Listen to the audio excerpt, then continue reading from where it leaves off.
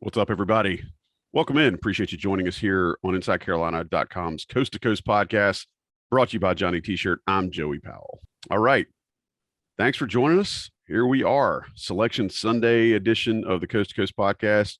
We're going to put a bow on the regular season for the Tar Heels, talk a little bit about what the tournament now looks like. We know where they're going to go. We know who they're going to play. With me, as always, Sean Moran, Sherrell McMillan, and we'll be joined by Greg Barnes here shortly. Inside Carolina's lead beat writer is filing away his predictions and analysis for the Tar Heels draw against Marquette. Sean, how you feeling, man? Feeling good. Favorite week of the year right here. Yeah, this is one of those, the old Jim Rome bit about guys start feeling really sick Wednesday afternoon about 3 or 4 o'clock, and all of a sudden Thursday rolls around, they just can't make it into work.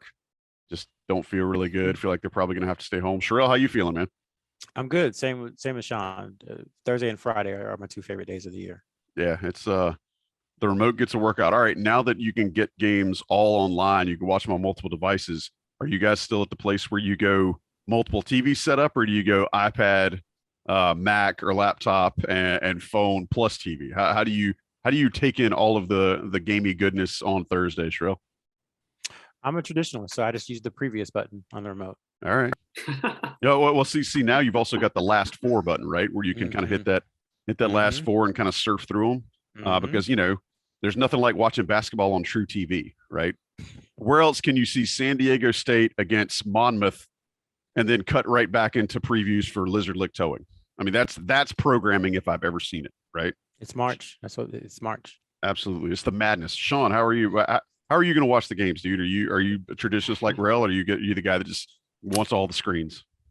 I want all the screens. I mean, my tradition was Vegas for 12 years in a row, which came to an end last year. But that was putting all my TVs in the driveway and just having them all going. I mean, you could just run a book out of your garage and throw all the TVs up in there and just kind of make your way that way. I don't think the Secretary of State of the state of California would like that, but hey, you do what you got to do, man.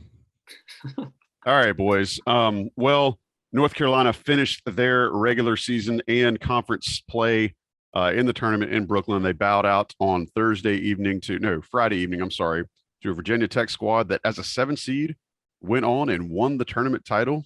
Go Hokies. That was really, it's really refreshing to see. I mean, that's a team that almost lost, had to have a buzzer beater to beat Clemson on Tuesday night. I think it was Tuesday or Wednesday. And then played North Carolina and beat North Carolina pretty handily. Tar Heels did not look good, and then they ended up winning the title on Saturday. So good for Virginia Tech. It's really cool to see a team string 4 wins together. But now, as we look at this North Carolina season, guys, they finished 24-9. They won 12 of their last 15. Right? We've said it before, but a month ago, on February the 16th or whatever it was, this team lost to Pittsburgh, and it was unsure if they would even get into the tournament. Now they're sitting here looking at being an 8 seed. Where did you think in November that this team would land as far as tournament seeding goes, Sean? I mean, preseason probably was hoping for a little bit higher, but as we got into November, especially after the Tennessee game, was really wondering if they were going to make the tournament, and if so, it'd probably be in the 8 to 10 range. When they lost to Kentucky, similar thing, maybe 10 or 11 seed, and then obviously we went all through the ACC season, and we got to see the team improve, and I think definitely for the most part start playing better. And I think over the last month or so, an 8-9 seed was kind of where we had thought. Obviously, if they had maybe made it to the championship game or won, could have seen a 7. But I think we're kind of where they expected. Part of it is exciting because I think they have improved. But then you look at last year and you're like, well, they're in the almost same exact spot as last year. So obviously depends how you look at it, but excited that they're playing and hopefully can pull a Virginia Tech and lock in and get ready for this week. Sherrell, same question to you. I want to kind of put a little spin on it though. Did you expect this team to be seated around 8 or 9 at the beginning of the year? Because you've been the guy that's been really really bullish on the talent level of this team. November whenever I don't know, when was Midnight Madness? September the 4th. Whenever that was, how did you feel like this team would end up falling when the seeding came out on Selection Sunday? I thought it'd be a little bit higher, based upon the roster and what we knew was coming back, and some of the improvement that we expected from the returning players, and then also the additions. And hasn't quite gone that way, but I don't think they're far off from really where a lot of us thought they would be at the beginning of the season. A win here, yeah, say Pittsburgh, and maybe a tough road game like Notre Dame. You pull those two out, then I think you're looking at a 6, 7-6, somewhere around there, which is kind of where my expectation level was at the beginning of the season. So they're close, but then you kind of contrast that, to your point, with where they were a month ago. Mhm. And I think an 8 seed is like kind of a miracle, honestly, because it looked very, very dicey. Weren't sure if they were going to be able to get some of these clutch wins. They won their last 5 ACC road games. That helped a ton. So they've come a long way, and I think an 8 seed is probably about right. You wonder though if they would have beaten Virginia Tech, if they could have moved up a line to 7 and avoided a few things. But all things considered, where they were a month ago, I think they have to be pleased with an 8 seed. Yeah, and since we're recording this, it's just come out that the UNC women's team will actually be a 5 seed in the Greensboro Regional. They will have their first round game on Saturday against Stone Cold Stephen F. Austin. So we definitely want to wish them luck as they get off to the women's tournament. Back to the men, Sherrell, I think you and Sean are both spot on. This team, they are who they were. I made the tweet during the selection show that if Carolina fans are mad or like complaining about an 8-9 seed again, I would just press pause and say, go back a month. You didn't know this team was going to get in. I've had the bracket matrix site up, and I know Greg Barnes is a real big fan of that site. I've had that up on my phone in a window open for like 3 or 4 weeks. And I can remember the first day I looked at it, UNC was not even in the field for a majority of the brackets. They were a 12 in some, and I think the highest was maybe a 10. So to see them moving on up and then kind of get where they are, to your point, Sherrell, I love pointing out that Notre Dame and Pitt win, right? 2 of those, and then all of a sudden you are probably looking at closer to a 7 or a 6. But you got to beat who's in front of you, and that's not going to change moving on into Dallas Fort Worth this coming weekend. Guys, who do you think has made the biggest improvement to the team over the course of the year? I don't want to say who has totally changed their game or who has improved XYZ skill, but who do you think has made the biggest improvement for the team to make this jump, to go from, like I said, a month ago when they were outside looking in to now they're firmly in as an 8 and looking to play on Thursday. Sherrell, I'll come to you first. Yeah, I probably have to go. It's close, but I'll probably go with Brady Manick, just because of his unselfishness. And as we talked about before, I think that kind of stuff permeates throughout the roster. When you have someone with his pedigree who's played, in the NCAA tournament, who's had big time games his entire career, when you see someone like that being a willing passer, I think about the pass he had. I can't remember what game it was, but there was a pass where he could have easily laid it up. He dropped it off to a dunk, just got everybody going. Is that kind of stuff. The way he moves without the ball, the way he cuts. He's very much a Carolina player, even though he's only been there for a year. And I think his improvement, his insertion into the starting lineup, him playing 35, 36, 37 minutes, and him hitting threes from everywhere, has opened everything up offensively for UNC more than it was earlier in the season. And he's definitely just gotten more comfortable, I think, with the more minutes he's gotten. So I would roll with him more than likely. Yeah, the Tar Heels need to look at the NCAA and see if they can petition for because we like him 60 or something. Yes, I don't know. Sue somebody, get some lawyers on the case, do whatever you need to do.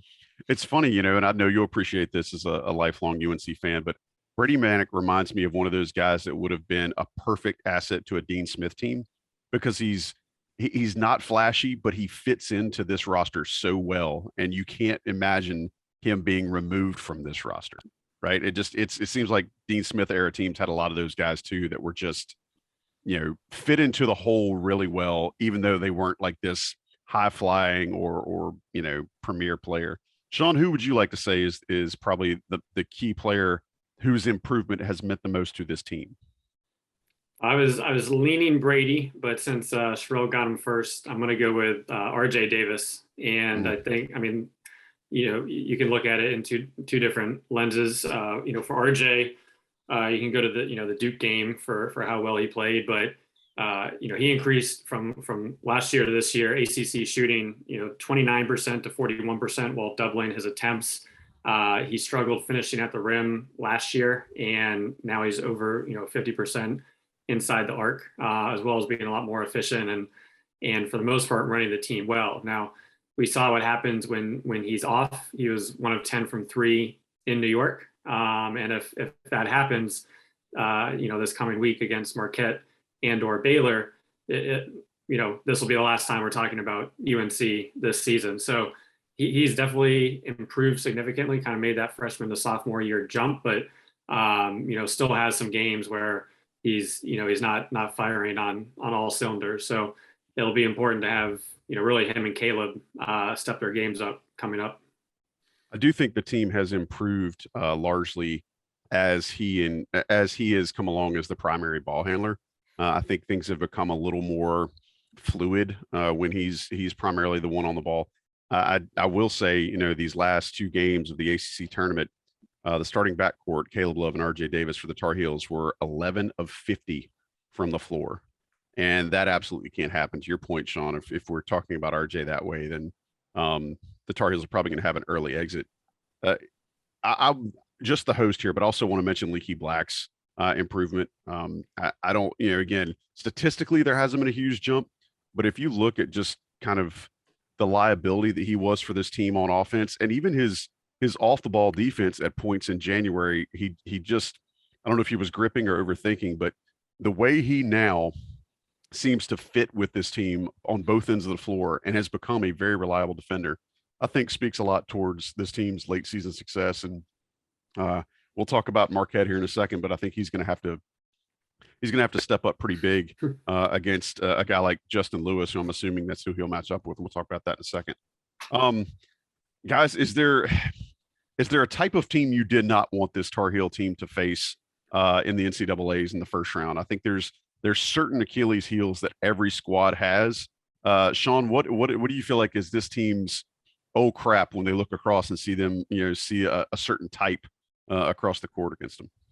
Yeah, I mean, in looking at the bracket there, regarding the 8, 9, 7, 10 line, there weren't too many teams I was that concerned with, but I think in terms of who you don't want to match up, it's basically a Wisconsin type team that's going to slow the game down. They're going to also Virginia Tech, this is what we saw on Friday night.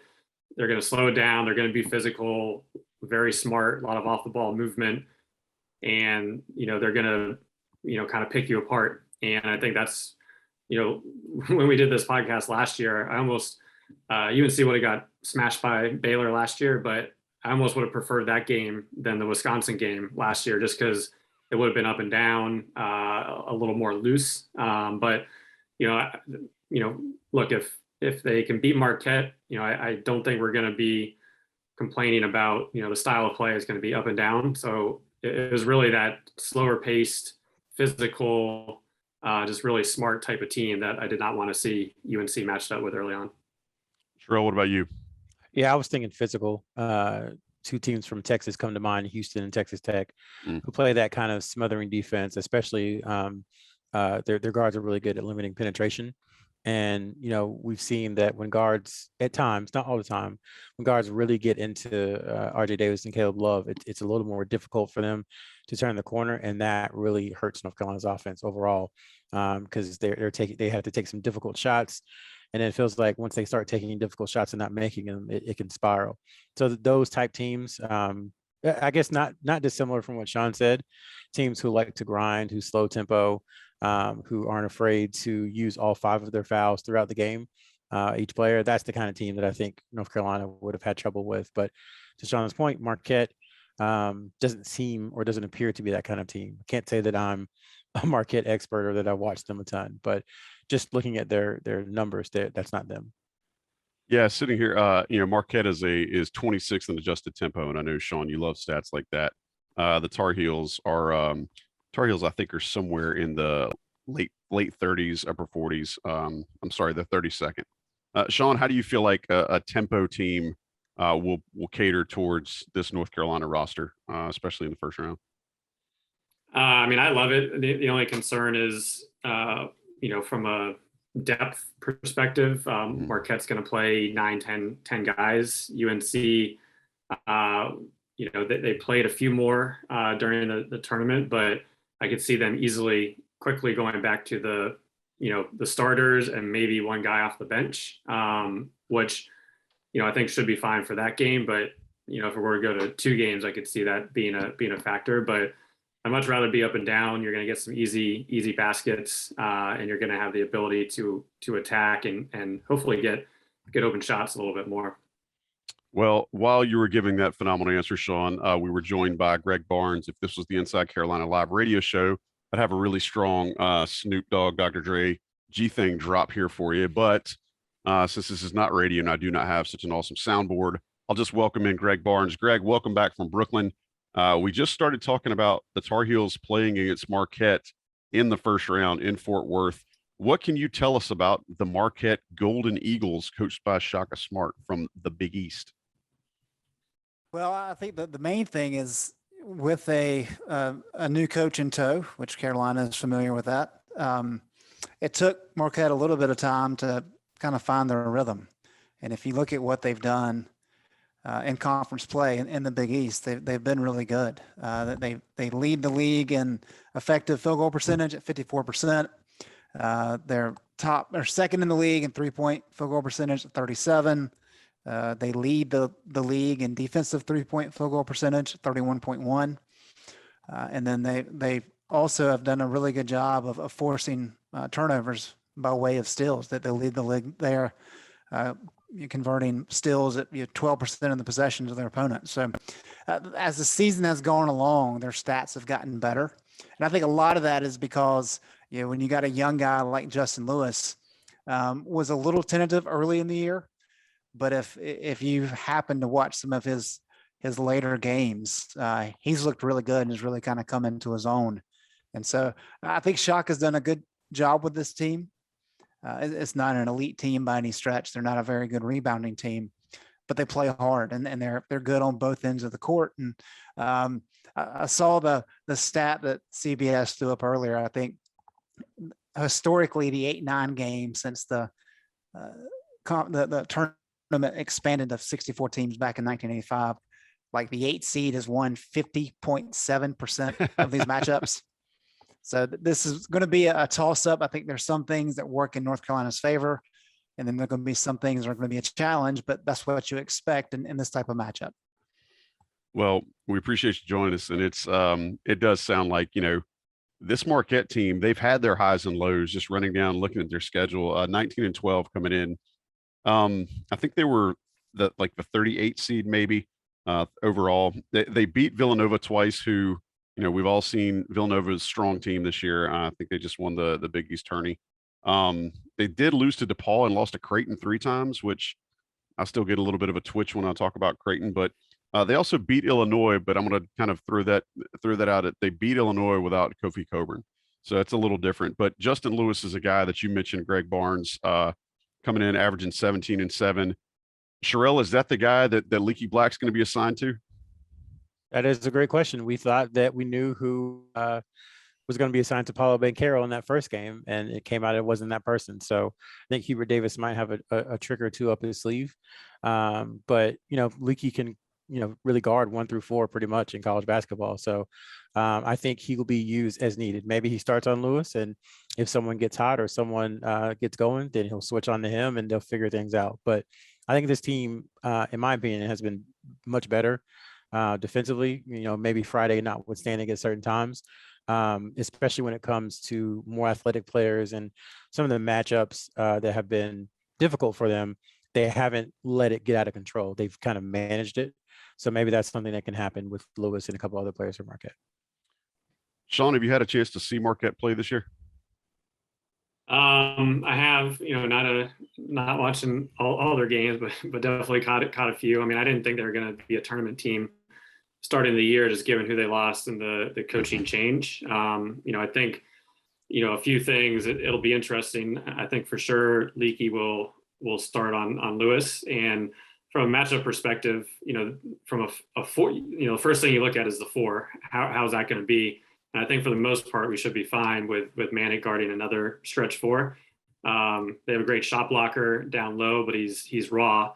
And I know that's how Creighton kind of had their way down low at times. So I think that'll be interesting. And, one guy off the bench, Greg Elliott, super long wing. If UNC fans remember, he had one of his better games last year in the Dean Dome with 15 points. So he's coming off the bench. They've got a freshman shooter. And then their point guard is interesting. 6'3" kid, lefty, rookie of the year from the A-10 last year. Hasn't been the most efficient, but has been a great passer. And if UNC can, sure, he's going to get some passes, but they can keep him from hitting from the outside or somebody getting hot outside of Morcell, I think that'll go a long way, because this team does love to shoot the three and they can't hit it. Greg, any other kind of overall things that jump out at you watching this Marquette team? I think North Carolina fans and Inside Carolina subscribers are probably going to be a little shell shocked to project into the Saturday game, knowing what happened last year against Wisconsin. Another team from Wisconsin, 8-9 game. What should Tar Heel fans be expecting from style of play? And Sean was kind of leading into it there.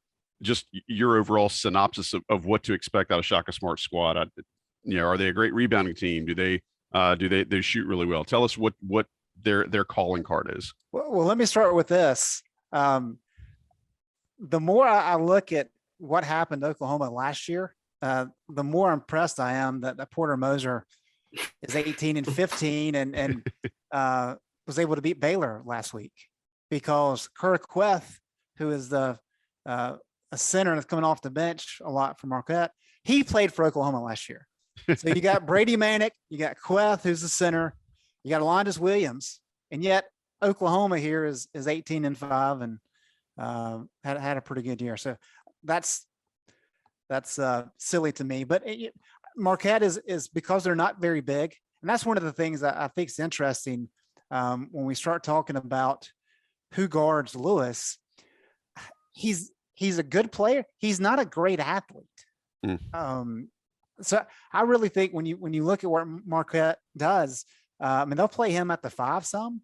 I don't know that you necessarily need to put Leaky on him. I mean, if you want to mix it up, son, you can. But they're just small, and it really shows up in the rebounding totals. If you look at KenPom, they're 330th nationally in offensive rebounding, and then they're 306th in defensive rebounding. So I know Armando Bacot's a couple shy of Bryce Johnson's single season record. Well, I think you can go and write that one in the books, because he should have a field day on the glass. But Marquette's they're a balanced team. And I think one thing to kind of to watch out, look out for, is something that Hubert has talked about at various times this year, is how the other team has been more physical and his team hasn't adapted well. We heard that after the Virginia Tech game on Friday night. Shaka Smart, his teams play physical, dating back to Texas, dating back to VCU. They're very aggressive defensively. And when you see an opponent trying to initiate contact and willing to initiate contact, if you're not ready for that, that can kind of get in your head. And Carolina has struggled with that at times. They don't necessarily seek out contact, and that can be a little bit of a mental game. So Carolina can't be looking for fouls. You have to understand that you don't determine what the refs are going to call. You have to play to that line and figure out how physical you have to be without trying to get help. And so I think that's a key part of this game. We can talk about the stats and all that, but because Carolina has a size advantage, I think that's how Marquette tries to make up for that. So they try to be really physical with Bacot and Caleb Love and RJ Davis, because they haven't fared well against that approach consistently. Some games they've been fine, other games they have not been. And so that's one thing in particular I think North Carolina is going to have to watch out for and be prepared for, but they should have a lot of success in the glass. Well, I would expect the managers for UNC this week to have those giant foam pads out and just be knocking the bejesus out of UNC's players to get them used to it. Sherrell, you got some stats for us? I tried to give you some time to get caught up over there. I'm good. So Greg was talking about the rebounding stuff. So I couldn't find the exact number, but just keep in mind, I think the UNC record for rebounds in a tournament game, Tyler Zeller owns. I think that record is 22. So that's something to maybe watch for. And it looks like we just found out that the game will start at 4:30 p.m. on Thursday. I guess we can Gross. confirm that in a second. So there's that. And then the other thing, Marquette has struggled recently. They have 4 wins since February 1st. So I think they're 4-6 in their last 10 games. And a lot of times teams who have struggled, at least anecdotally, it seems like teams who have struggled to end the regular season, for whatever reason, kind of resurrect themselves when the tournament comes. And I'm curious to see if, Marquette changes anything. They've had a good amount of time off before the game tips on Thursday. So I'm curious to see what Shaka Smart comes up with. And then the other thing was UNC this season, when they've had 4 or more days of rest, is 7-0. And also, if they were to win, so there'll be 6 days of rest that they'll have from Friday to Thursday. And then if they were to beat Marquette, I think that's where the issue as far as stamina and stuff will come in, because this season they're 3-2 when they play within kind of 48 hours. There was the Tennessee Purdue game. Then they had a couple Saturday, Monday games, and they've won their last 3 Saturday, Monday games, but then they lost on Friday after playing on Thursday. So they usually do good when they have a good amount of rest. It seems like they come out prepared, ready to go, but it's usually that next game, the 48-hour game, that is an issue. So just something to keep in the back of your mind. Sherrell, you mentioned their record in their last 10 games coming into this, coming into the tournament. Do you know what Wisconsin's record was last year going into the NCAA tournament? Don't say 4-6. 4-6. Okay, there you go. I mean, there you go. So I just deliberately want to give our listeners heartburn by throwing that out there, but I appreciate you digging deep for that stat. All right, guys. I'm gonna throw this question out to everybody, and hopefully, if you want to repeat somebody else's answer, feel free. Just give me a different reason for listening's sake. Who is the UNC player that has to be the X factor for the Tar Heels to get a win on Thursday? Which sounds like it's going to be 4:30. We will wait to confirm that. But I don't think Sherrell would lie to us. Greg's nodding his head. Is that confirmed now? It's confirmed.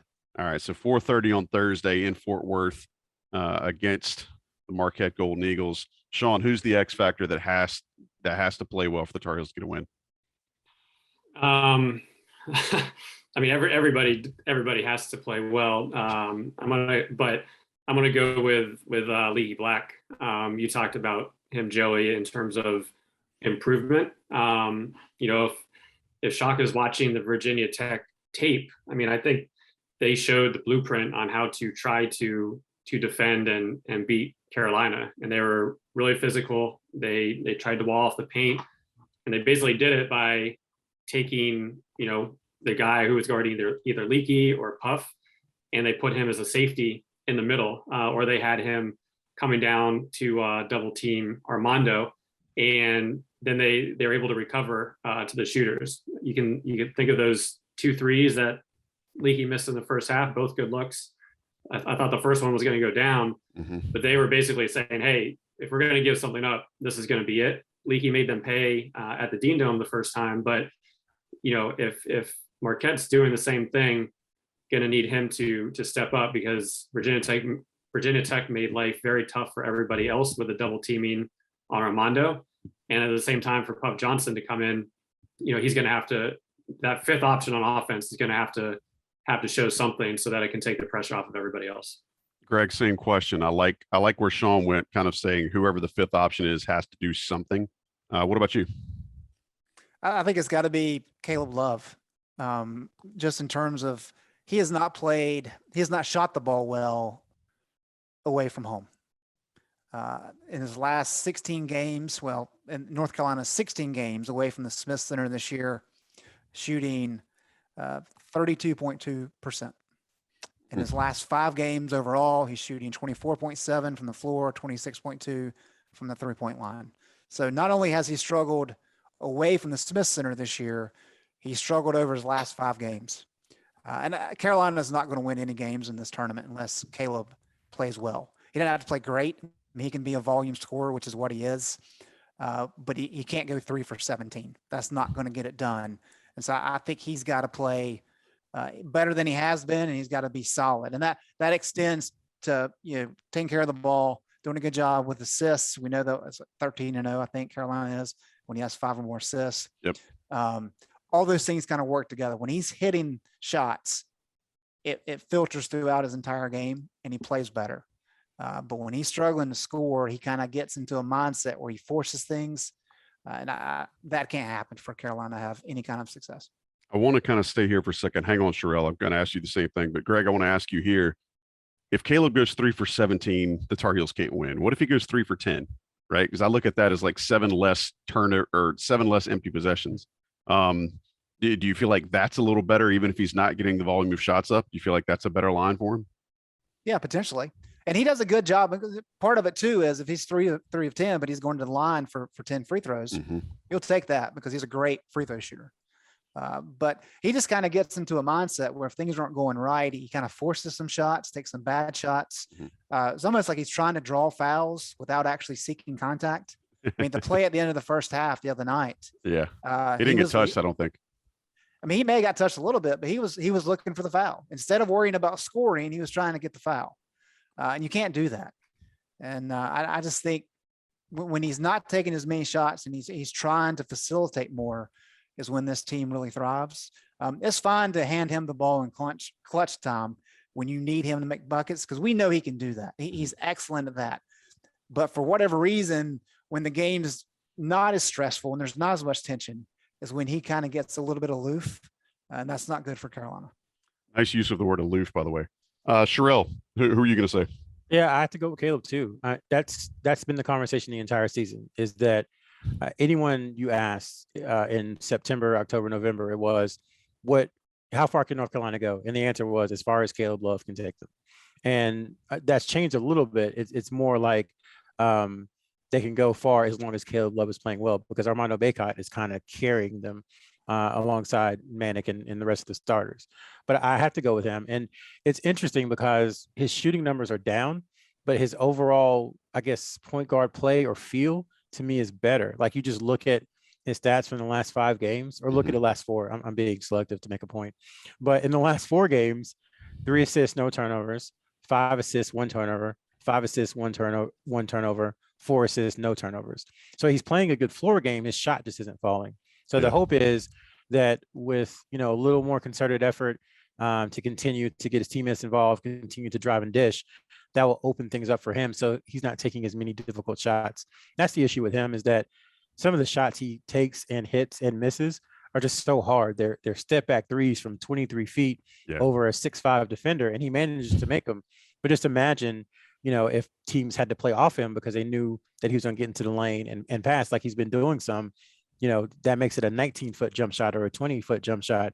And it doesn't have to be a step back with, because the guy maybe is a couple of extra feet away because he's sagging off because they know he's going to drive. So I just think for him, discerning when to shoot and when to drive, he's gotten a lot better at it.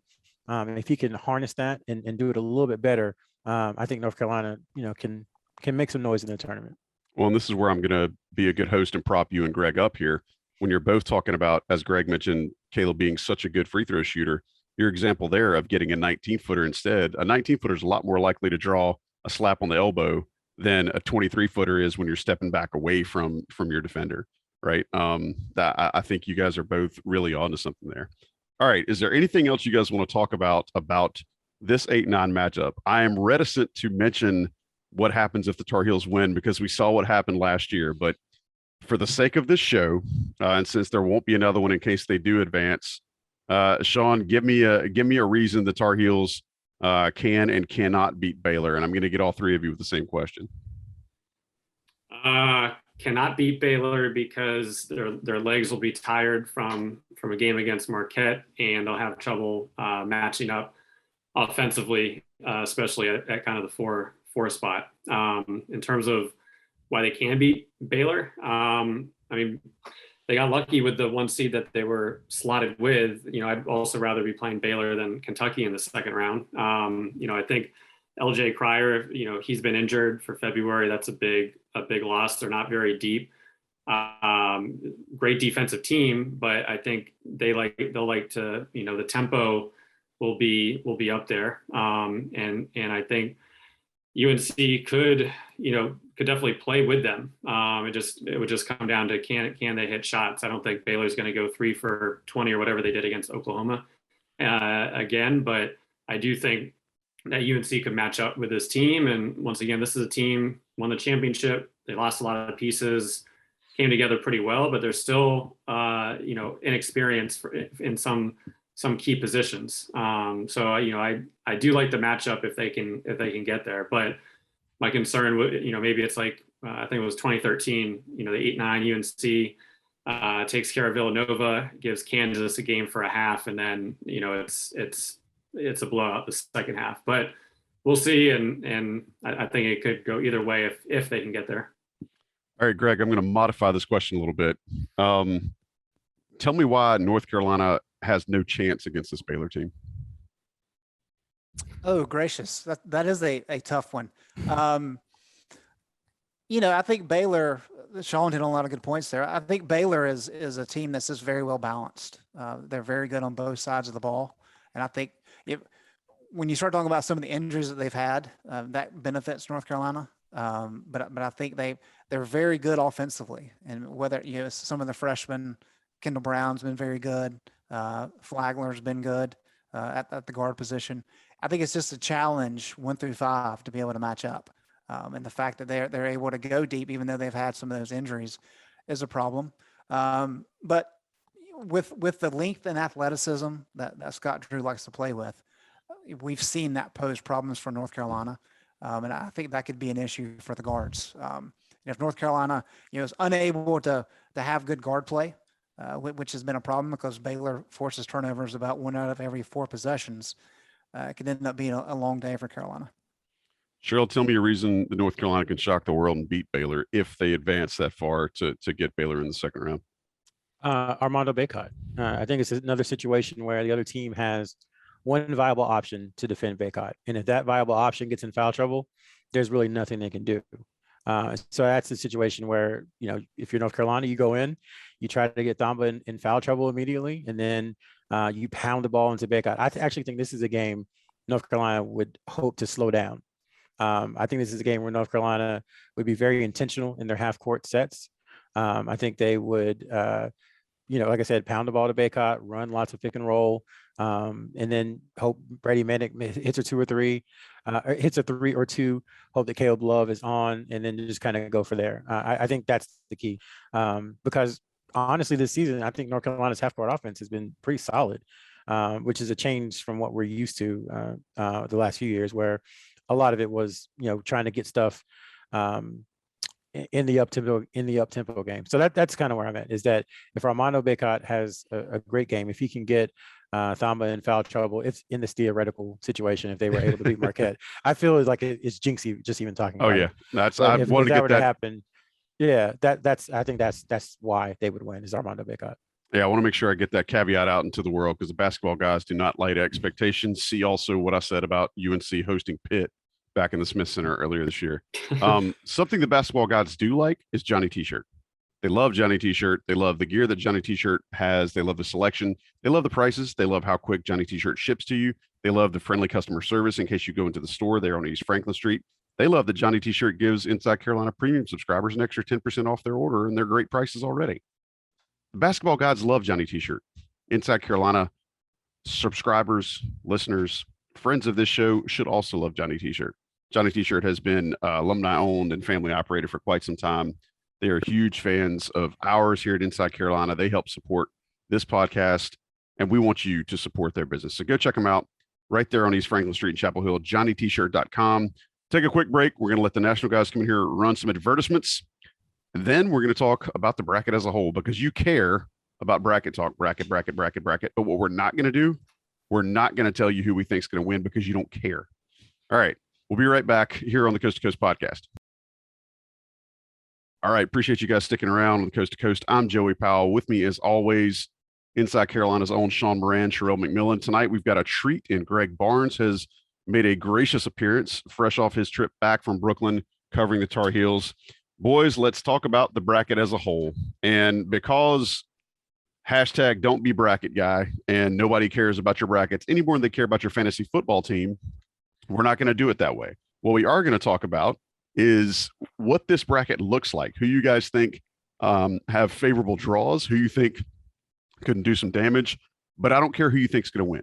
Right? We don't care who you think's going to make the Final Four. What we want is your insight as to where things might be advantageous for folks, and then tell us why.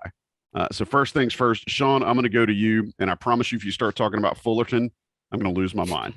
But fire away, Sean.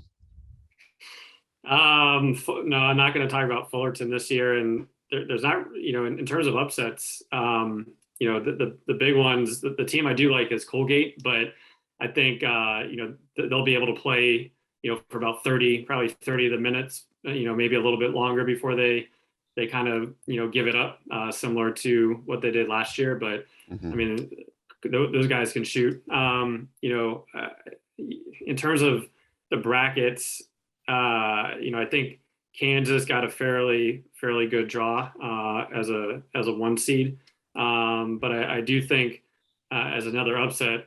And sorry, I'm getting a little away from your prompt, okay. But South Dakota State over Providence is one that I will want to look at, just because I think Providence is a little. We saw it in the Big East, but they've looked shaky lately. Yep. So those were just some very quick observations, but I think overall it's going to be,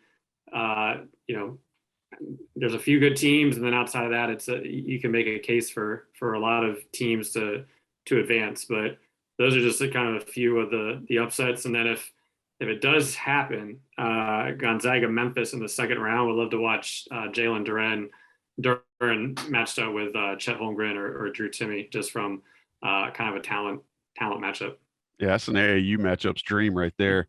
I love that you immediately went to the Midwest and pointed out a 14-3 game with that Colgate call, and then 13-4 with South Dakota State. And again, you're right. Providence has not been as good the last 2.5, 3 weeks as they were earlier in February.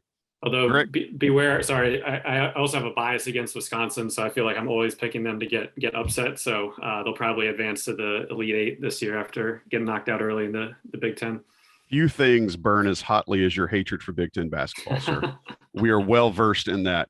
Greg, who do you think from like that 4 or 5 line could really make some hay and could cause some problems? I mean, I see a couple, but I'm just the host. Who do you see that you think could be a real pain in somebody's side?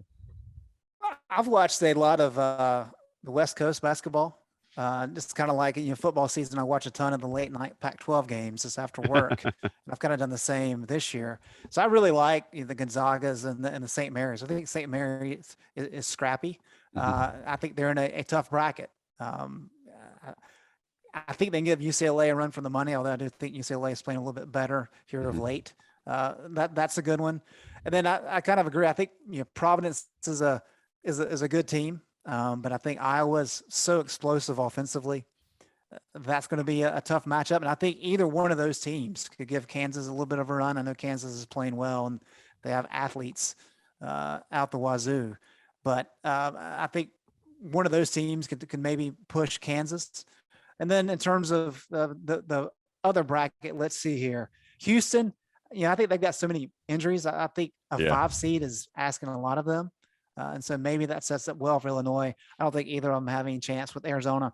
But one team that's not a 4 or 5 that I really like is Tennessee. I think they've played very well of late. How Duke got a 2 over Tennessee, I have no idea. But I think that the draw is favorable, that they've played really well. I think they match up pretty well against Villanova. And then you add in the fact that Villanova really embarrassed them up in Uncasville back in November. I think that's right. A little bit of a chip on their shoulder. Add to the fact that they're a little bit upset probably that they weren't a 2. So I think Tennessee, Arizona's got the potential to be a fantastic Elite Eight game. Yeah, Tennessee has been really good. And I'm with you. I think that I'm a little shocked that they did not get a 2 over Duke, but whatever. I'm not on the committee. And I, you mentioned Kansas. They did lose Lightfoot yesterday in that final for the Big 12. I have no idea what his status is, but you're talking about different teams having injuries. That's something to think about there too. Sherrell, who do you like? I mean, you've had all of 45 minutes with this bracket because of your your travel day today, who do you see on here that just jumps out at you that's not one of the top seeds? Well, this is one of the top seeds, but my initial impression was like, man, they did Kansas a lot of favors. Like I mean, I'd be surprised if Kansas has a lot of trouble getting to the Final Four. I just don't, I just don't see a team that I feel like really could beat Kansas when they're playing at their best. Like I have a very high opinion of Kansas. But the team that's kind of under the radar that I like UConn a lot. And I'll say that because I just don't think where they're at will really allow them to have a run past the Sweet 16 because I think Gonzaga is better. But they have what you need to win in March. Not to be cliche, but like RJ Cole can get you, a basket. He's a bucket. Yeah. Yeah. He can get it when you need it. Tyrese Martin is going to make, pretty much have his threes, it feels like. And then they have two athletes on the wing. Well, I guess in the post / on the wing who can guard realistically 4 and 5, and Andre Jackson and Isaiah Whaley. And Whaley is a fifth-year guy. Actually, he's from North Carolina. Blocked shots in the interior, really good defender, in my opinion, on pick and roll.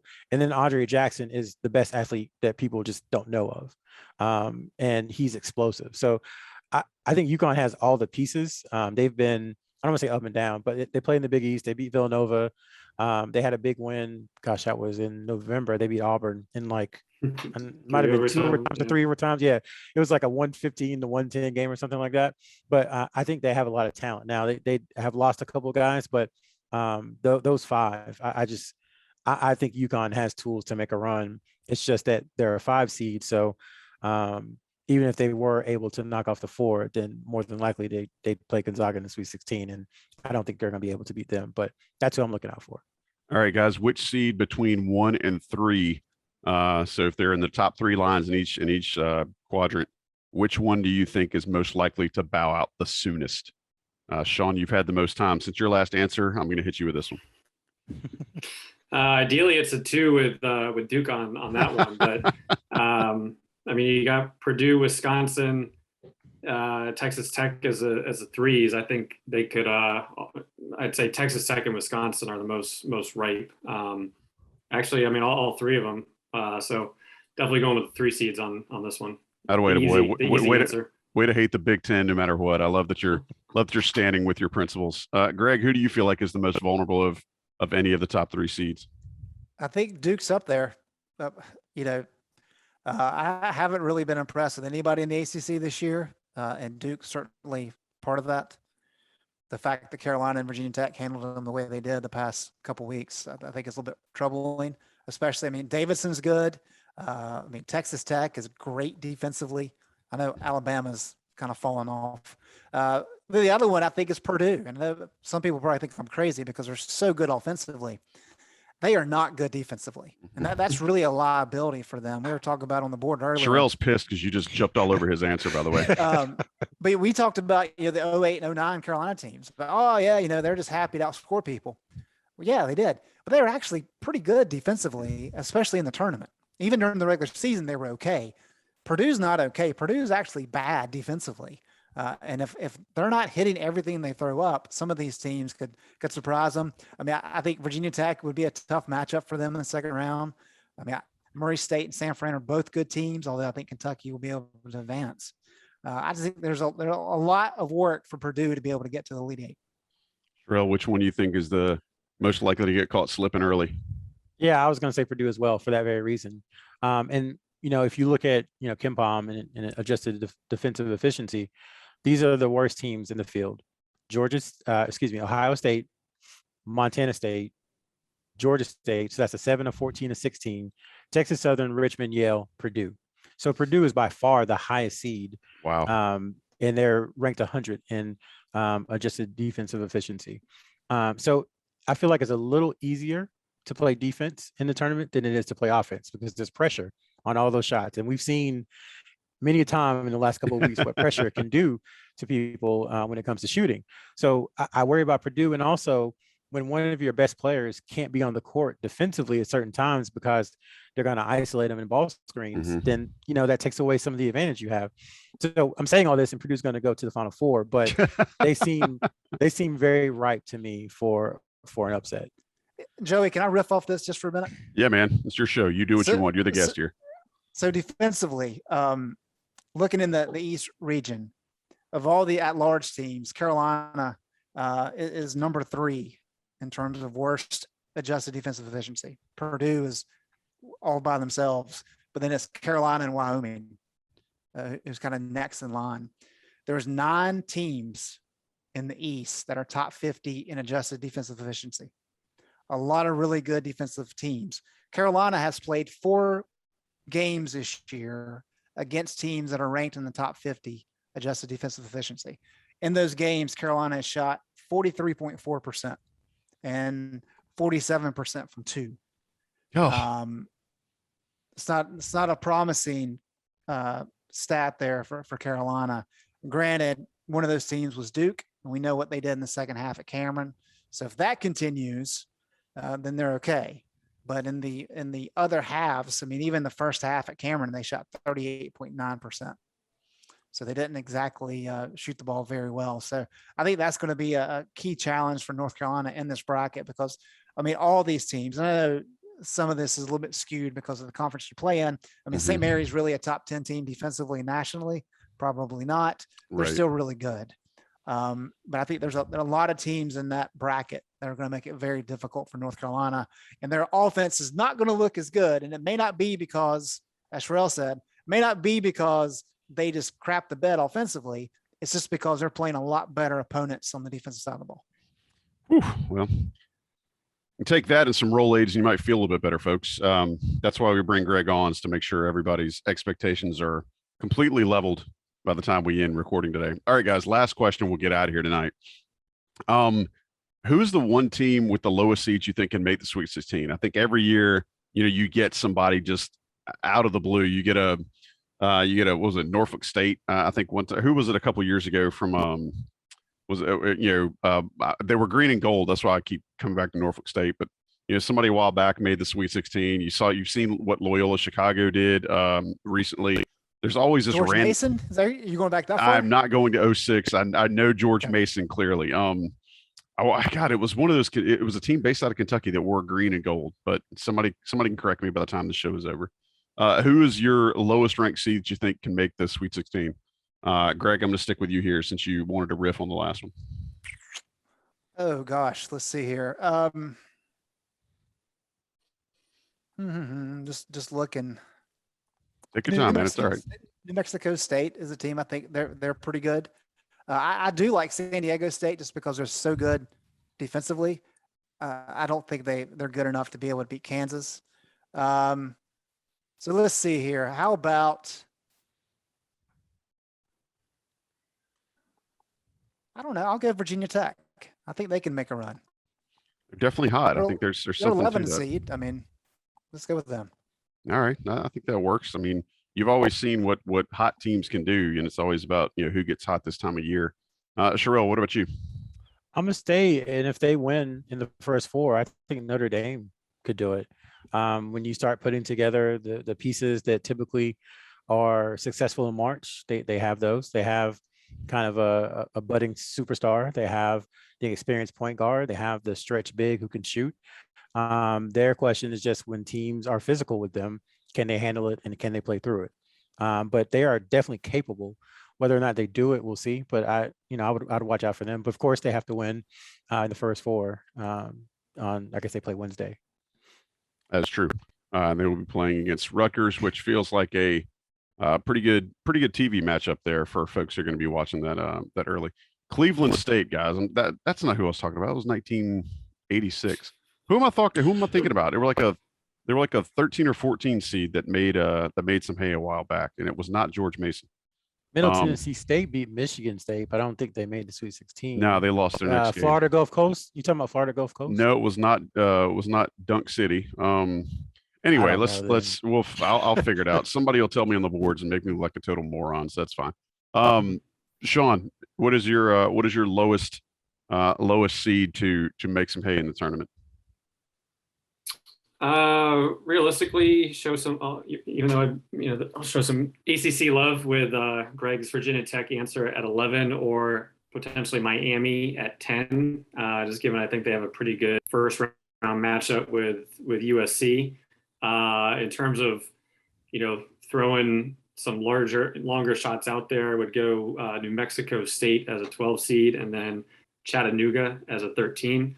Unfortunately, I don't think there's any Oral Roberts in here with just, some guys that can just light it up and take some teams down. Although, maybe you have 15 Jacksonville State and Brandon Huffman coming up strong. So we'll see, but I don't know. Hopefully there's some big upsets. Those are always make it a lot more enjoyable on Thursday and Friday. Not too many though. Not too many. Give me like Just 4. Yeah.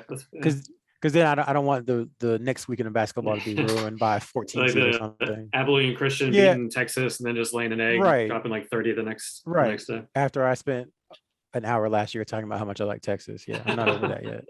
So, so Shaka owes me. Yeah.